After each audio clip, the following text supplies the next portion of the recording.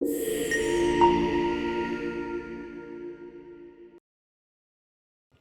Brandy. How have you been?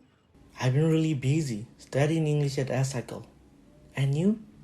Well, for me, I'm stuck in a 9 to 5 office job as usual. By the way, I'd like to ask you a question. As you just mentioned, you are studying English, right? That question suddenly appears in my mind. Oh, sure. Go ahead.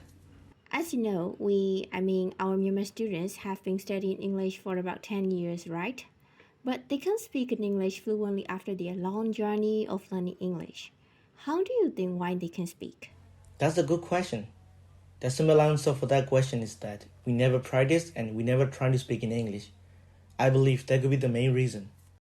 Um, Let me explain my story. I was born and raised in middle class family, so my parents couldn't afford to send me to international school. I was like a student who started in public school.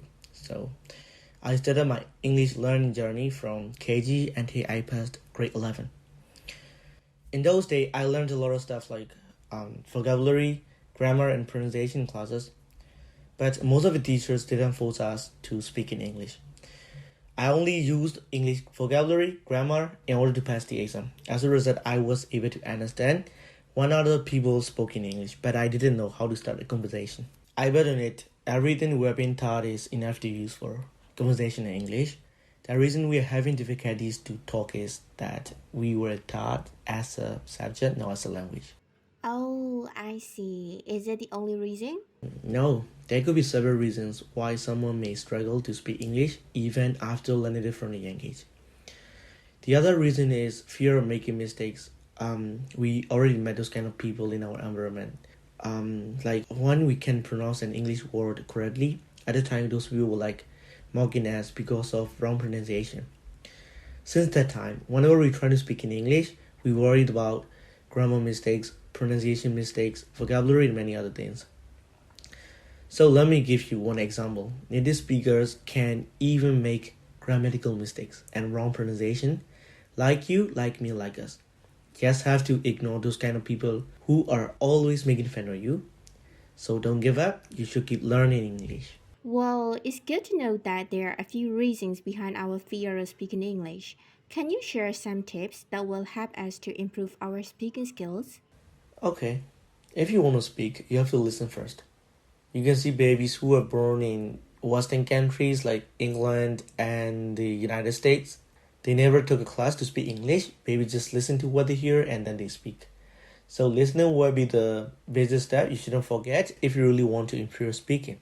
There are many ways to practice listening, like watching English TV shows, movies, and listening to English songs. If you practice listening more and more, you will gain enough confidence to speak. And then you just practice speaking. Try to speak English as often as possible, even if it's just with yourself or with a speaking practice partner. So, you should create an environment where you can use your English skills, like you can speak with your friends and make a friend who is speaking English.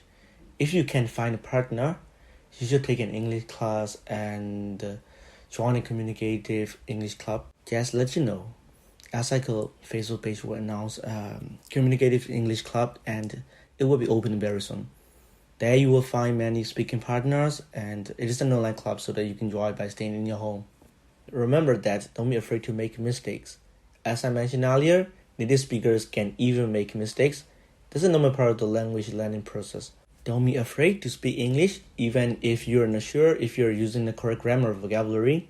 As a conclusion, improving your English speaking skills takes time and effort, but with enough practice and persistence, you can become a fluent English speaker. Alright, I think I got a lot of knowledge from you, and I'd like to say thank you for sharing. And it's a pleasure to discuss this topic with you, and I hope our conversation will be helpful to all our listeners. Thanks again, Brandy. See you later.